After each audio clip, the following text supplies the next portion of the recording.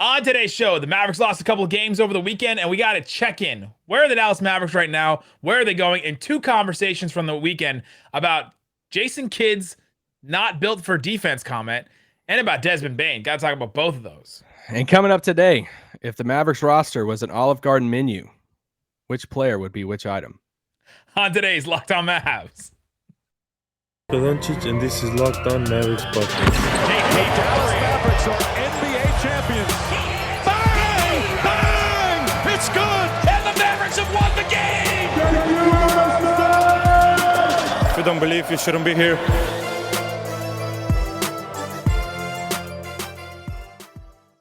And welcome. You are locked on to the Dallas Mavericks. My name is Nick Angstadt, media member and manager of the Locked On Podcast Network. And joining me, as always, my co-host, contributor, writer at Mavs.com. Thanks for making Locked On Mavs your first listen every single day. Remember, Locked On Mavs is free and available on all platforms, including YouTube. Today's episode is brought to you by Prize Picks. Check out prizepicks.com. Use the promo code NBA or go to your app store and download the app today. Prize Picks, daily fantasy made easy.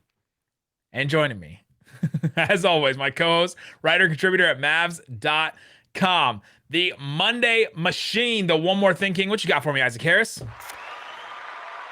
Well, congratulations to the person who finally guessed what jersey is over my left shoulder. Ooh. If you're listening to the audio format on podcast, this is why you need to listen on YouTube sometimes.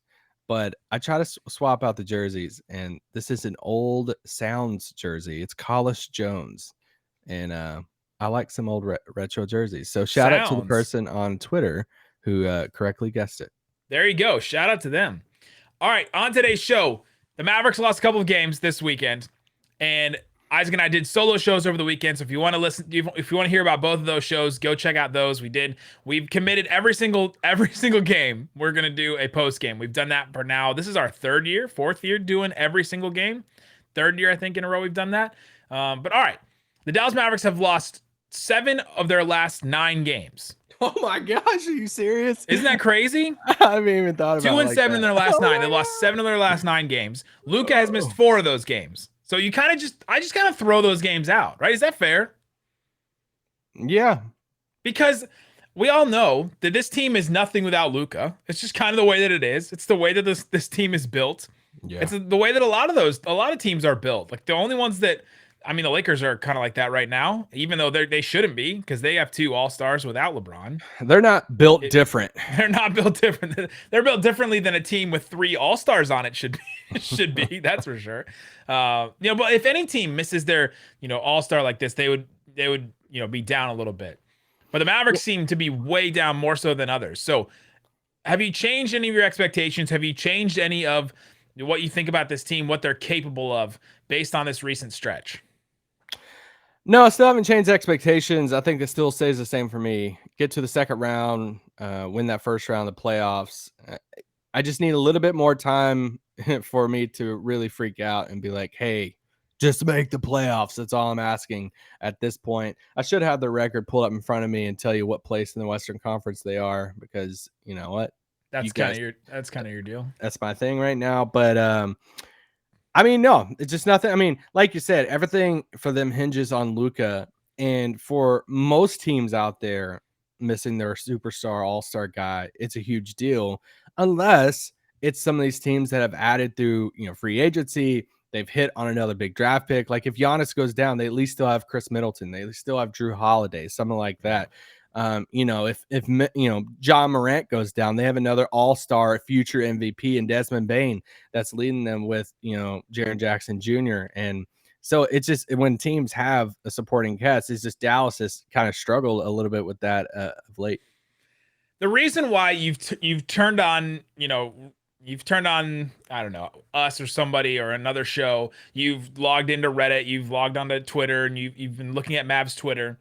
And everyone just seems like everything is awful. It seems like it's the worst. So, all of a sudden this team went from, they're 4th in the West. Can this team stay 4th in the West to everything sucks and nothing is ever going to get better? It's because the way the Mavs have played. Yes, Luka has been out, but it's the way that the pieces without Luka have looked that has just taken everybody from, okay, I think I'm going to be fine with this team. Maybe they can accomplish their goals they want to man, it's just been bad, right? Outside of that Tim Hardaway Jr. fourth quarter against Memphis the other day, he's been just brutal. Reggie Bullock has not been the 40% three-point shooter the Mavs expected.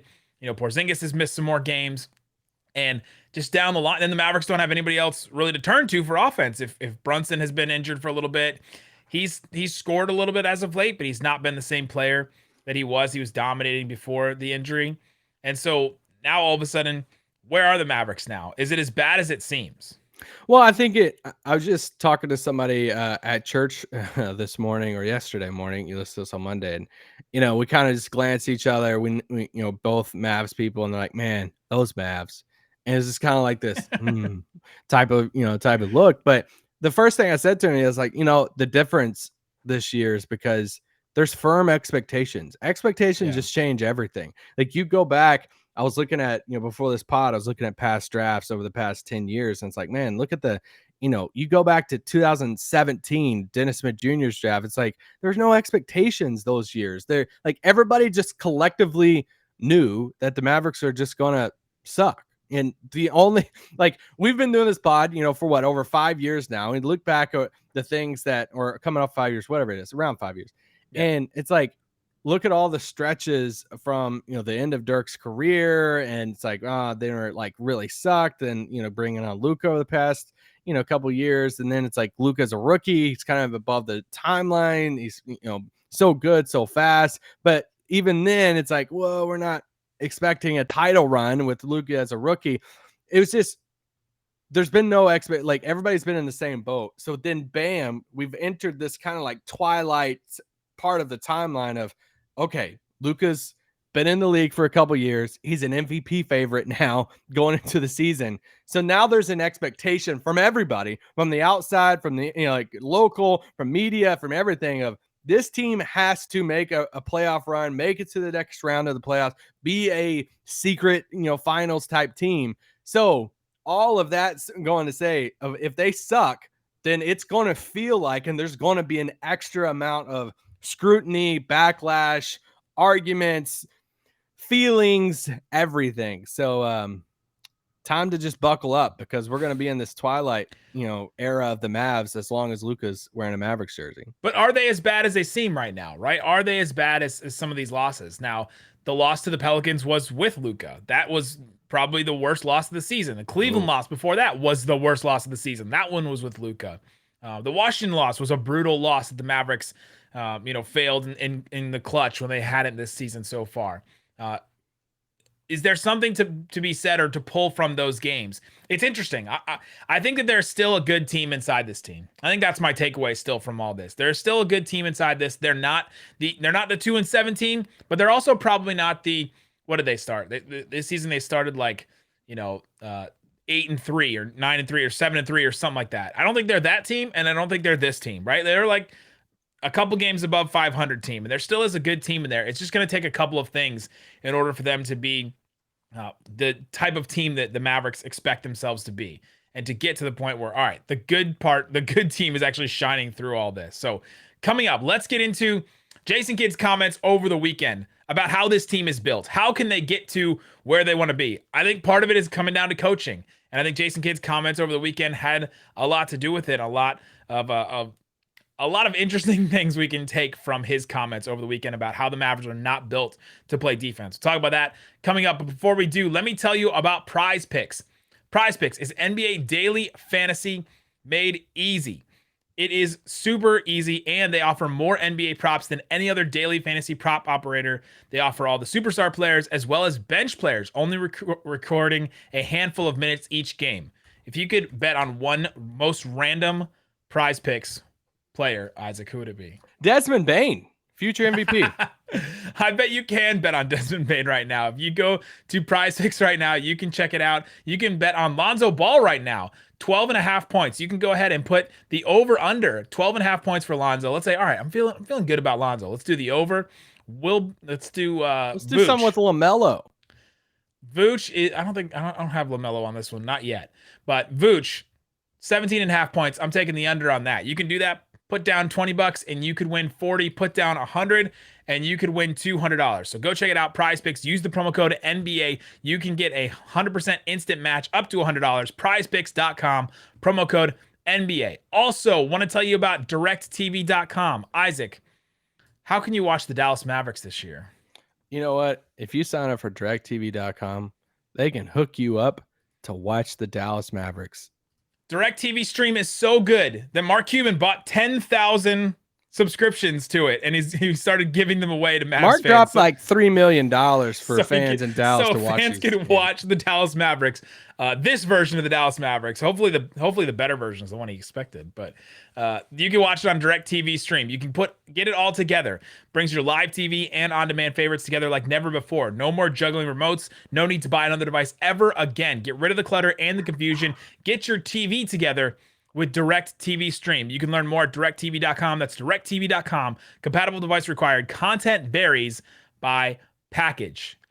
You will get the Dallas Mavericks if you live in Dallas, though. You do get Bally Sports. That's the good thing about it. All right, Isaac Harris. So Jason Kidd had some comments over the weekend. I got to talk about him in the post game. I wanted to come together because I think all of this comes together. Where are the Dallas Mavericks? Are they this bad? And now you have the coach commenting on some of these things about how they're built, how this team looks. And this comment just completely came out of left field. I think it was the comment of the weekend. Kevin Gray, our friend Kevin Gray, friend of the pod, was asking the question that was along the lines of a couple things that had been said earlier. People had been asking, Luka had been asking, Tim Hardaway had been asking Brunson about, all right, the Mavericks hang their heads after they miss shots, and then they go down to the other end of the floor, and they don't play defense. They don't play transition defense, or they don't play to the level that Jason Kidd expects or that the Mavericks need to in order to get stops. And so he asked the question, okay, Jason, you've said this multiple times to us, to the media. Jason Kidd has said that probably, I don't know, what, 4 or 5 times to the media, just post games even. Yeah. Not even practices and all that. The Mavericks, we hang our, he keeps saying this, we hang our heads.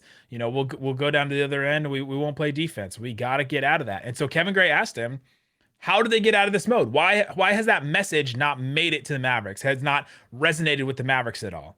And I found his answer very interesting because he kind of doesn't answer it. He talks about something else. Somebody want to start, Brad? Yeah, Jason, you've been a low turnover team for most of the year, 8 in the first quarter. So Jason Kidd, so technical difficulties again on this. I'm having weird problems with these clips on YouTube. But Jason Kidd answers the question. He says, yeah, we're not built for defense. This team is built for offense.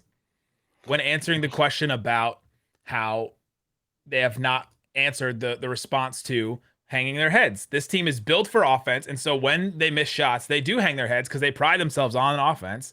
And this team has to be inspired to play defense. I just found it really interesting because who is he targeting in this answer? Who is he talking to in this answer? Are we sure? Are we sure that he moves so many steps ahead in his answers to where he was thinking about who he was targeting, or he was just saying what he was thinking? Because I think a lot of times Jason Kidd just answers things, and it's one of from a media perspective, kind of appreciate the honesty in a lot of these things. But I think some, and I could be wrong in this, I'll admit I'm wrong if this is the case, but I think some coaches are very, very strategic on what they say and a narrative and a path that they go down with different things and answers. I don't know if Jason Kidd is of that cloth of, hey, I think he's just going to say what he feels, and this is what he feels. And I think it's more of an indirect, people just catching strays on this comment of Donnie Nelson, front office. Mark Cuban in that. Whoever you want to throw in that. I mean, Nico hasn't been on the job very, very long, but kind of, through his boss and that too. He's so been through a whole off season. Yeah. And, the draft and stuff. So I thought the comment was fascinating. I saw it. I didn't work that game, and I saw the quote afterwards. I DM'd it to you, and I was like, "Sheesh!" And you wrote back, and you're like, "Hey, we're still talking about this after the game." But like an hour afterwards. yeah, I mean, tell us what you feel, Jason. Yeah, to your point about Jason Kidd using the media, I think you and I need to stop reading into all these comments a lot, because we're used to Rick Carlisle is Tywin Lannister, right? Game of Thrones, right? Rick Carlisle was using everything in the media, everything that he said in the media for a reason, right? He's like, okay, I'm going to say this. I'm going to encourage this player. I'm going to say this to you guys. He was calculating about it and valued this. I don't think Jason Kidd values the media and using that as a platform, except for to say positive things about players that hopefully they will see. And that's just his prerogative. That's what he wants to do. I don't know if that's right or wrong. I don't know how NBA players necessarily respond if they see everything about what their coach says in any given media session. But Jason Kidd is Cersei in season 7 and 8, because she's just doing stuff, right? Just like saying stuff is what it feels like Jason Kidd is doing. But if he's just saying what he feels, then this is what he feels. He feels like this team is not built to play defense. So he comes in to the offseason, his introductory press conference, and says, you know what? We're going to play a little defense. And now he's 21 games in and he's saying, we're not built to play defense. It's like having this realization in real time that this team's not built to play defense. First of all, do you agree with him? I haven't seen anybody disagree with the quote. No, I don't know who's disagreeing with the quote. I think that's what I'm saying is just he's being honest, and he's not wrong, because you look at above average defenders on this team. I mean, the list is pretty short. So that's why we did praise the signing of Reggie Bullock at the time. We did look at the depth of Sterling Brown coming off the bench and all that, because this is when you start going. This is why when we had that conversation about Seth Curry, and everybody wants to bring up the Seth Curry, trade with Josh Richardson. The whole thing behind the Seth Curry, Josh Richardson thing is, okay, well, we can only have so many below average defenders in our starting unit. It's like, yeah, Seth's shooting would be amazing. And they swung for it with Josh Richardson thinking, hey, we'll swap these guys out. We'll lose a little bit of offense, but we'll gain a lot of defense in that. And Josh, it didn't work out. Remember what the lineup was when that trade happened. It was Luka, Tim Hardaway Jr., Curry, Porzingis, and Dwight Powell. Like, think about the defensive. Who's the best defender in that lineup? Luka? Like, honestly, Porzingis when he was at his peak probably was better. But yeah, honestly, that lineup is just not good defensively, which is why they made that move. It made sense to us at the time, and it just ended up being an awful, terrible trade because Josh Richardson just didn't work out in this. And you could say a similar thing about the draft, but we'll talk about the draft and the 2020 draft. You can make a similar thing with Jameer Nelson and Rondo. In all of that trade. Yeah. Sometimes moves just don't work out. And sometimes you miss on some stuff. But we'll talk about the draft in the third segment. We have to talk about Desmond Bane and all that. But where are the Mavs going? And is there inability to play defense? Okay, so the inability to play defense is one thing. What I saw a lot of people say that I agreed with is, okay, Jason Kidd said we're not built to play defense. The Mavs aren't that good at offense right now either. Right? So they are built to play offense, but what's not working for them on that end? Well, the difference is, I know a lot of people just want to throw out, it's like, oh, it's the same team, same team. Why are we not, why are we expecting anything different?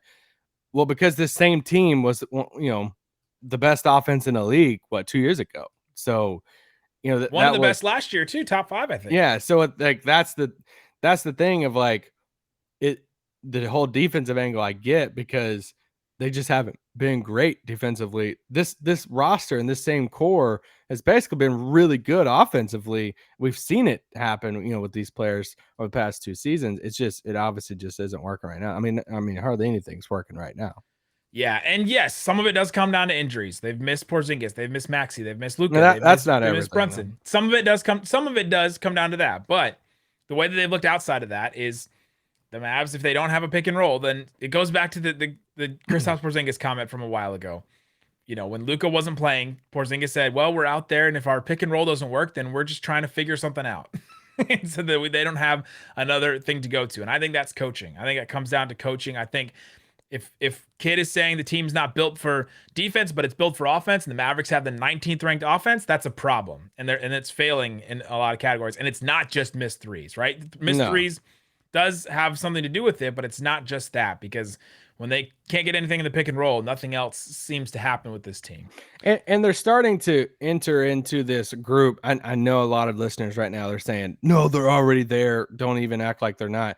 They're starting to enter into it. We're a few more games away for them to be in that group of Indiana, Portland, Sacramento, the group of, okay, something like some big pieces of this need to be swapped out type of group of teams that's like, hey, you're not at the bottom of the barrel. You're not that bad of a team, but there's some pieces that need to be swapped out and moved. And they're pretty close to that, if not already there. There's a lot of teams there. The Hawks seem to be almost in that spot. I mean, the Knicks just benched Kemba Walker for good, I guess, because they weren't playing to their expectations. So, all right, coming up, we've talked about how this team wasn't built. One of the big things over the weekend was Desmond Bane completely went off. And Mavs Twitter, Reddit, everywhere, YouTube comments have a lot to say about it. We'll talk about the Dallas Mavericks' failure with the Desmond Bane draft, but also where else have the Dallas Mavericks failed in the draft, and how does it relate to the team that the Mavs have right now? We'll talk about that coming up. But before we do, let me tell you about Built Bar. I got one. I got a Built Bar in front of me. I'm opening it, and I hope that you can just hear. Here's the bar. You hear how soft and chewy that bar is? You can't even hear it when I break it in half. It's not one of those bars you're going to struggle through eating. It's delicious. They're good. They're great. The coconut brownie chunk is the best bar. It's still available right now, and you can use the promo code LOCKED15 to get 15% off built.com. Again, coconut brownie chunk, 150 calories, 15 grams of protein, 7 grams of sugar. Locked 15. That's an amazing those are amazing macros for a bar that tastes this good, that looks this good, that's covered in 100% chocolate. Check it out, built.com. They have all kinds of other flavors. New flavor right now, caramel macchiato. Caramel almond delight. White chocolate cheesecake. I quit. Blueberry muffin still available. All kinds of bars. Go check it out. The new arrivals, built.com, promo code LOCKED15. Also, want to tell you about betonline.ag. It's the fastest and easiest way to put down some money on sports, to bet, to gamble, to wager. Right now, the championship week is up right now for college football. If you're a college football fan, Alabama is a 13.5 point favorite over Cincinnati. That is a pretty big spread for a playoff game. Georgia is an 8-point favorite against Michigan, who's a higher ranked team right now. Michigan Michigan technically playing at home against Georgia and Alabama. How are you feeling about those games? As a huge college football fan that I am not, I will take Michigan and Alabama in those games. Use the promo code LOCKED15. Use the promo code LOCKEDON to get a 50% welcome bonus with your first deposit. Bet online, where the game starts. All right, Isaac Harris. So over the weekend, the draft was a big topic of conversation. Where the Mavs have failed. We're talking about, well, the Mavs team is not built for defense. The Mavs are in a really bad spot right now. And Desmond Bane going off for 29 the other day against the Mavericks in a win when John Morant wasn't there. Luka and KP weren't there for the Mavs. It should have been an equal match, but the Grizzlies nailed the draft a couple of years in a row. And all of a sudden now they have this team that, can compete even when their best player is not on the court. They've won 4 games in a row without John Morant. The Mavs can't seem to do that. Mavs are not in a position to do that right now. Desmond Bane was a big miss for the Mavs in the 2020 draft. In post-game for Desmond Bane, he was asked about kind of this added motivation. Got a little podium game from Bane here. And I'm just going to read his answer. He said, no question about the added motivation, especially, playing at Dallas. If you guys didn't know this, he played college ball at TCU, which is, pretty close to the Mavericks stadium organization, all of that. He said, no question. I've always thrived on that. I mean, I'm not a guy that needs a bunch of extra motivation, but I'm definitely motivated to play against the organizations that passed on me. I mean, there's 29 of them. I went 30th. So every game, especially the ones like Dallas, the ones that I thought would be good fits and were showing me interest through the pre-draft process right in my backyard. Did y'all know that he played in his backyard? They showed him interest? That's what he said. Okay. Some would say that Dallas didn't have any interest in him, but he said that they did. So I love where I'm at, but if there was a number 2, it probably would have been here. He says, so I'm just glad that we got the win tonight. Let me just say that. He went on to have a direct quote about Josh Green of saying, hey, Josh Green went before me, but I don't think he played tonight. And he said, but that's on them. He's worried about me. Little drive-by right there by Desmond Bane. But you know what? I don't blame Desmond Bane. If I'm Desmond Bane, I'm probably answering those questions just like that. Like, let me get a little shot in there. Do it. But also be respectful at the same time. I thought it was a great answer by him. Yeah, absolutely. And the Mavs, that 2020 draft is just going to haunt them. And it's been the topic of conversation because of everything you said in the first segment.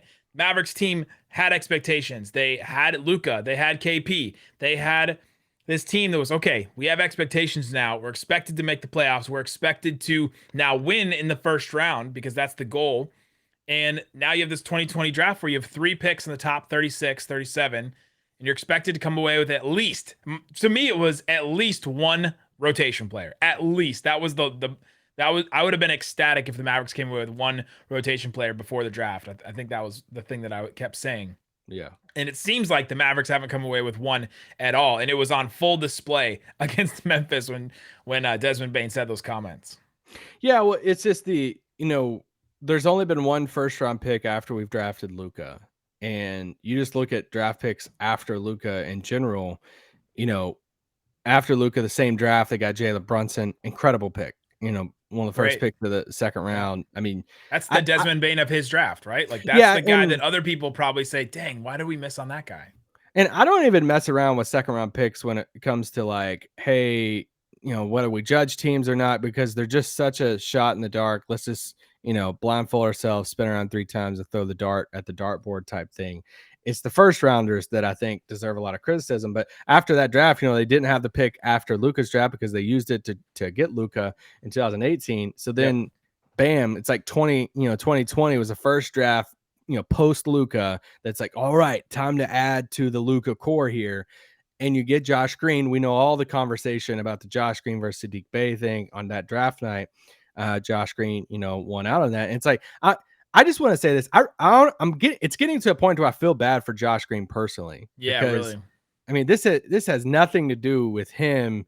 And man, it's become like a story to where it's just all about like how bad he sucks and how he's not playing and all this. And it's like, yeah, he needs to improve, but he can't help, what the franchise, did and stuff. And, they swung forward with Green and obviously didn't work out. And that's where we're at. And he's barely played too. Right? He hasn't really even gotten a chance. I'm not sure if he got a chance, he'd be able to prove everybody wrong, prove the doubters wrong, and prove that he would be he hasn't been pick, good. But he's played less than 500 minutes in the NBA so far. Like he's not played a lot at all. And I brought up, after the Grizzlies game, it's like, hey, listen, I've been there saying Josh Green isn't solving everything. Some fans are like just clamoring, where is Josh Green?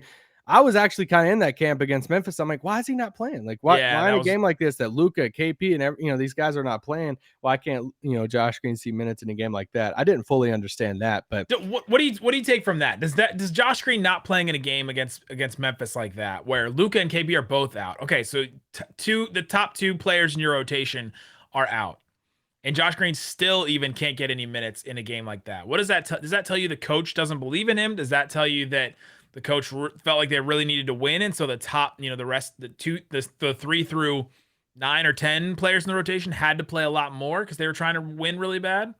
I just think Jason's really trying to like keep true to his rotations. Like I made a note on that pod saying I was surprised like Tim didn't start. And it's like Luka, KP, like they're not playing. Yeah. We need all the offense we can. And, Tim still didn't start. So he was really staying true to the rotations of like, hey, Tim moved to the bench. We're going to keep him on the bench, keep that kind of bench unit, except we'll move Brunson to the starting unit. So I just think he wanted to try to stay to that rotation. And even after the game, somebody asked, I forgot who it was, of like, hey, Josh, Eugene, Moses didn't get any minutes in this game. Why not? And he just, paraphrasing here that, hey, well, there's only so many minutes in a game. We just didn't find minutes for them. And it's a basketball game. They're basketball players. They're basketball players in that. So there's a lot of other. The one thing that makes it surprising to me is that he specifically mentioned Josh Green as a player that in his introductory press conference as a player he wanted to develop. We're going to come in and develop players like Josh Green. Somebody found that tweet of mine. I tweeted that quote from Kid, and somebody found it on Twitter the other day and was, after that game, was like, hey, what about this? And apparently it isn't working. But yeah. So hopefully what happens, Luka and KP both come back and they're healthy, because the Dallas Mavericks have coming up this week Brooklyn on Tuesday, back-to-back Memphis at Memphis on Wednesday. That Brooklyn game is a home game, by the way, on TNT. It's a big one. If the Mavericks get embarrassed in that one, it's going to be another night of like Barkley and Shaq clowning the Mavs and all kinds of stuff. Porzingis for not posting up, everything. Then Wednesday at Memphis, so hopefully a revenge game for the Mavericks. It's a must-needed revenge game. Then Friday at Indiana. First time Luka and Rick have faced off. It won't be in Dallas, but it'll be at Indiana. And then Sunday at Oklahoma City. So the Memphis, Indiana, Oklahoma City, those are not hard games, or those are not super tough opponents right now. I was just looking at our Locked On Pacers host, and his personal title of the episode was "The Pacers Might Suck." Today, it wasn't the one that he posted, but it was his comment. So that team is not doing well right now. Brooklyn is obviously the best team in that group, but it'll be an interesting test for the Mavs. And the thing that we don't know, we're recording this at 10:30 basically on Sunday night, is, we don't know the status. You guys should know this by the time this drops on Monday, or at least at some point on Monday, about Luka and KP moving forward.